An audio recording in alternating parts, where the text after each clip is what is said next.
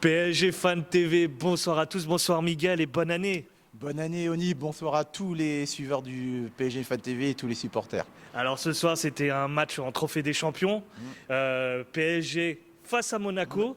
Le PSG a eu tout de même du mal, mais a tout de même remporté cette finale. Eh oui.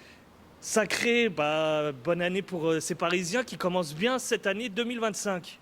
Oui, je ne sais pas si tu te rappelles, l'année dernière, c'était au mois de janvier contre Toulouse. Oui. On l'avait gagné 2-0, c'était un peu plus simple.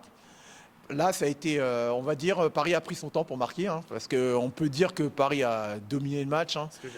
Beaucoup de tirs effectués par les Parisiens, au total 28, dont 10 cadrés au total. On était déjà à 13 à la mi-temps, et là on en a fait 15.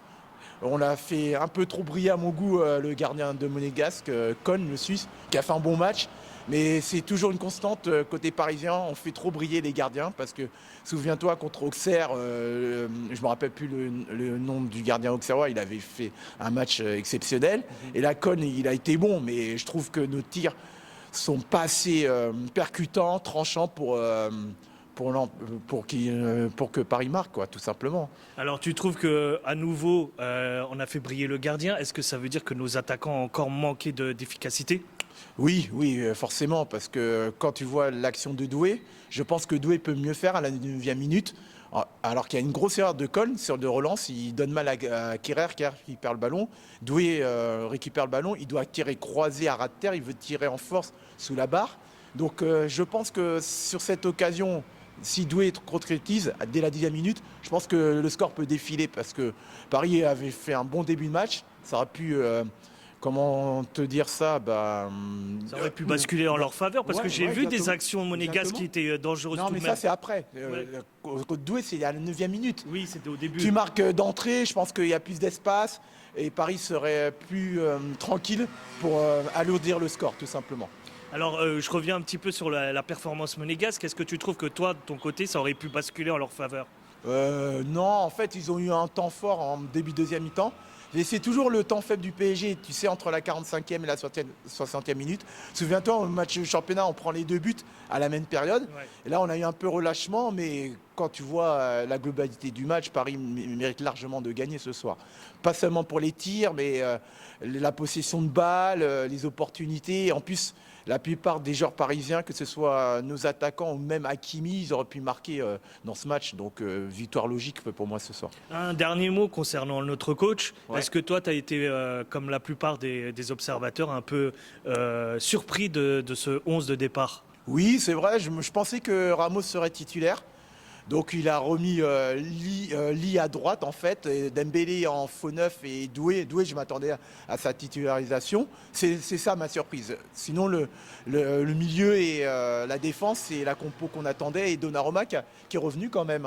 Ça c'était une petite surprise. Ouais. En plus il a fait son match, c'est bien clair. pour lui. C'est bien pour lui. Alors, dernier mot tout de même, parce que tu m'en as parlé tout à l'heure et tu me fais penser maintenant, c'est ce milieu de terrain. Ouais. Qu'as-tu pensé de leur performance? Est-ce que Alors, tu sais, ça, souvent on en parle. Oui, Et on disait que c'était ce genre de milieu qu'on attendait pour cet effectif. Et là, tu y trouves un petit bémol. Est-ce que tu peux préciser un petit peu le fond de ta pensée? Ouais, j'ai trouvé le milieu de terrain pas assez bon sur le plan technique. Ça m'a surpris ce soir. Ok. J'ai trouvé qu'il y a eu pas mal de déchets dans les transmissions vers nos attaquants. Neves, ça m'a surpris qu'il soit déficient dans ce domaine-là, alors que d'habitude, Neves est un joueur assez, on va dire, assez solide dans cet aspect-là. Par contre, Warren, j'ai pas trouvé bon ce soir. Ok. Warren, pas seulement dans la percussion, où c'est son point fort, mais techniquement, il a eu beaucoup de déchets. Vitinha, c'est le seul que je peux dire qu'il a fait son match. Pas extraordinaire, mais Vitinha, il a fait son match. C'est le seul qui était dans son match, tout simplement. Mais j'étais un peu déçu du milieu de terrain. Et aussi, ils ont souffert de Zakaria, je trouvais, le monégasque.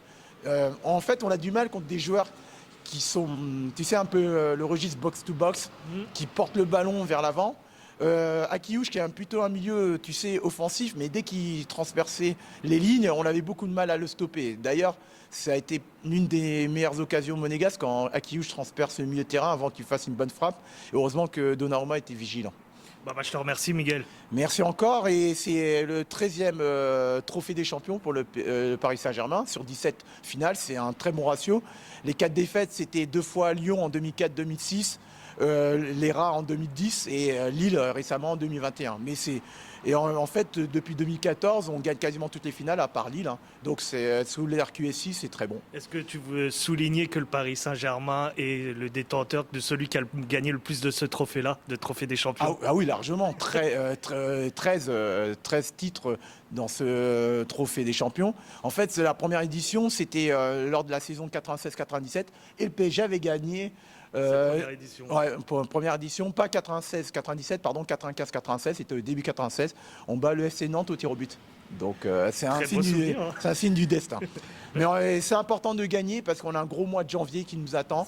Il faut gagner les matchs, et une finale, ça se gagne de toute façon. Merci Miguel. Merci Onip et encore bonne année à tous.